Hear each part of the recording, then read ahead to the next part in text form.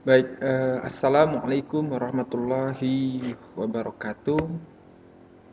Bertemu lagi dengan Bapak ya, dengan pembelajaran PPKN kelas 9. Baik, anak-anak Bapak yang soleh dan soleha, eh, pada pertemuan kali ini kita akan mencoba untuk mendiskusikan atau mencoba untuk eh, membahas tentang bab 3 ya.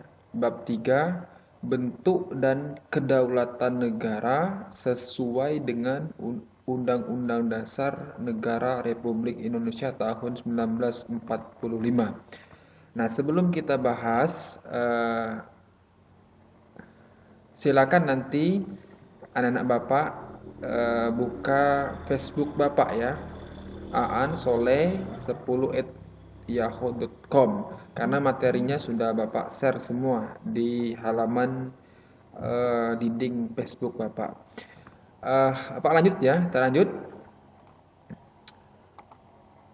Nah, adapun tujuan dari pembelajaran pada bab ini yang pertama adalah kalian dapat ataupun siswa dapat menyebutkan bentuk negara Indonesia ya. Yang kedua, siswa dapat menyebutkan teori kedaulatan ya. Yang berikutnya, yang ketiga, kalian dapat menjelaskan bentuk dan kedaulatan negara Indonesia. Yang keempat, siswa dapat menjelaskan bentuk kedaulatan Indonesia. Paling tidak ada 4 ya, ada 4 yang yang perlu dicapai pada bab 3 ini. Pak lanjut. Nah, kita bahas dulu tentang A. Hakikat kedaulatan. Ya, ini secara teori ya, secara teori bahwa dikatakan kedaulatan itu adalah kekuasaan. Ya, kekuasaan tertinggi dalam suatu negara untuk mengatur kepentingan rakyat melalui lembaga negara dan perangkat lainnya tanpa campur tangan orang lain ya.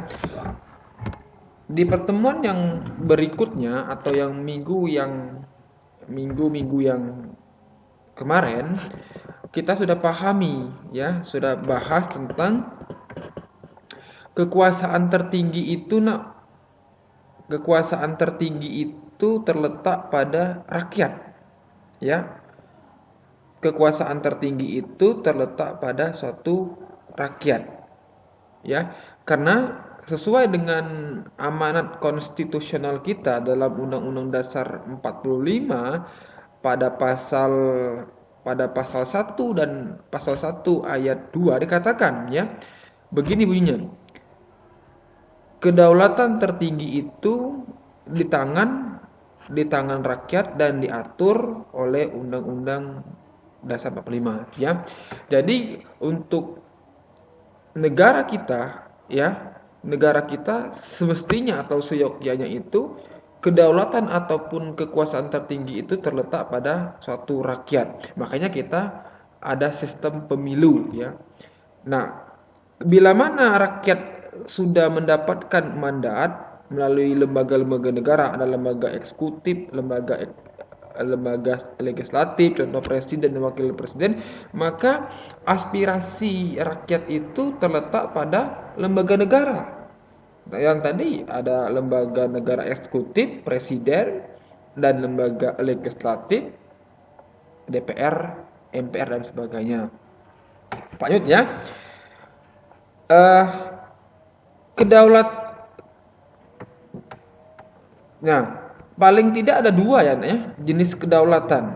Ada kedaulatan ke dalam, yang kedua ada kedaulatan keluar.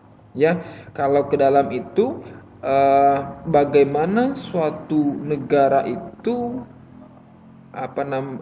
mempunyai suatu kekuasaan ya untuk menjalankan suatu organisasi yang disebut negara, lalu kemudian tanpa campur ataupun tanpa diintervensi oleh negara-negara lainnya. Artinya kedaulatannya itu sifatnya sesuai dengan negaranya masing-masing ya. Yang kedua, kekuasaan kedaulatan keluar. Kalau keluar itu bagaimana Indonesia ya. Contohnya negara Indonesia itu membangun suatu kerjasama antar negara, baik itu hubungan internasional maupun hubungan itu regional dan maupun beberapa negara tuh ya. Itu kalau keluar. Pak, lanjut ya. Yang berikutnya sifat kedaulatan, paling tidak ada 4 ya. Yang pertama itu asli. Ya, asli. Asli artinya kekuasaan suatu negara itu tidak berasal atau tidak dilahirkan oleh kekuasaan lainnya. Jadi Indonesia terutama ya, Indonesia itu asli ya. Kita menjalankan suatu roda pemerintahan itu tidak dikuasai ataupun tidak diatur ataupun tidak disetir oleh negara-negara lainnya ya. Jadi terserah kita, asalkan berdasarkan sesuai dengan peraturan perundang-undangan kita ya. Yang kedua, permanen. Kalau permanen itu tetap artinya ya.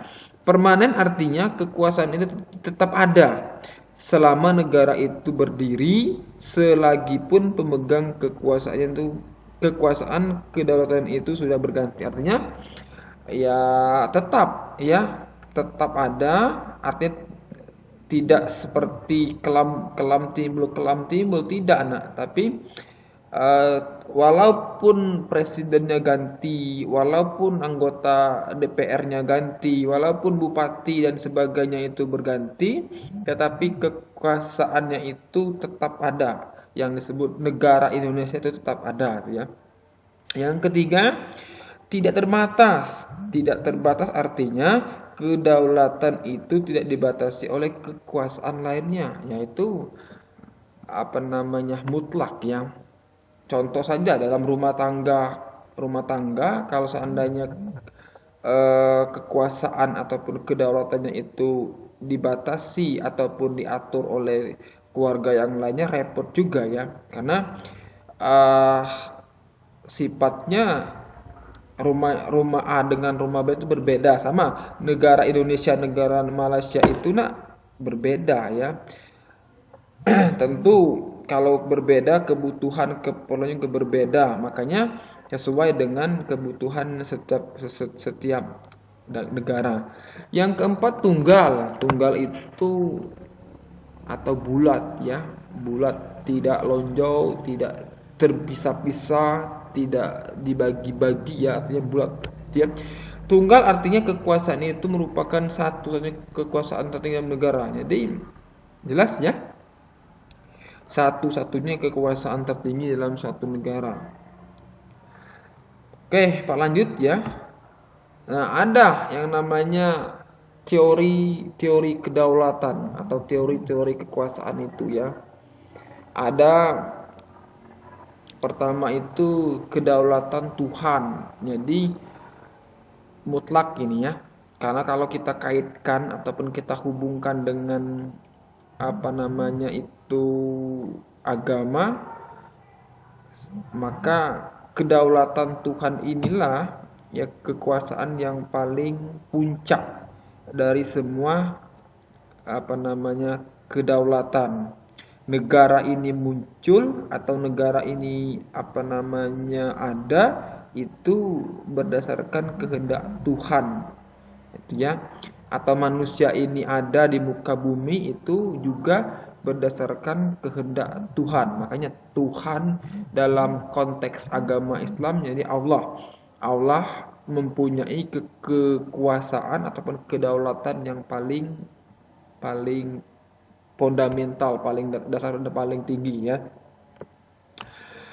Nah, lalu kemudian ada kedaulatan negara. Oleh karena organisasi negara itu sifatnya organisasi, ya, organisasi, maka kalau dia sifatnya organisasi, ada suatu bentuk aturan, ya.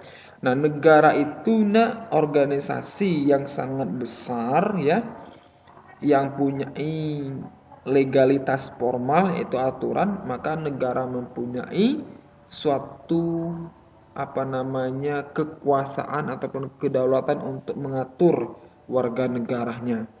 Yang berikutnya kedaulatan raja, itu ya, untuk negara-negara yang menganut sistem monarki ataupun kepala negaranya itu dipegang oleh raja atau ratu, maka mutlak bagi mereka raja itu bagaikan suatu Tuhan, ya, bagi mereka.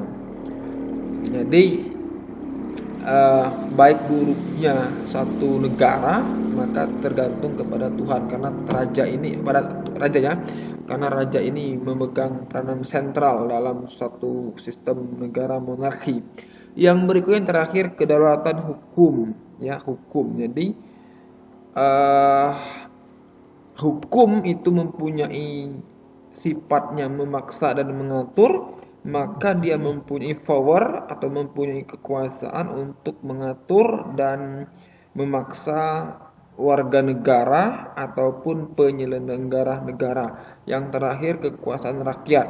Nah, kita itu menganut sistem kedaulatan rakyat, karena dalam suatu sistem negara presidensil ataupun dengan sistem kita demokrasi, maka rakyat mempunyai hak, ya, mempunyai hak dan mempunyai kekuasaan yang diatur di dalam Undang-Undang Dasar kita yang sudah Pak sebutkan di awal, pasal 1 ayat 2, kedaulatan berada di tangan rakyat dan sepenuhnya diatur oleh Undang-Undang Dasar 45. Jadi rakyat itu mempunyai kekuasaan dalam suatu negara, terutama Indonesia, tetapi dengan melalui suatu perwakilan, ya, baik itu perwakilan eksekutif memilih presiden ataupun melalui lembaga legislatif ataupun DPR. Nah, ketika rakyat itu sudah mendapatkan mandat dengan memilih, dengan melakukan suatu pilihan pemilu, maka aspirasi itu dibawa ataupun disampaikan ke lembaga-lembaga tadi, eksekutif maupun lembaga legislatif, presiden ataupun DPR.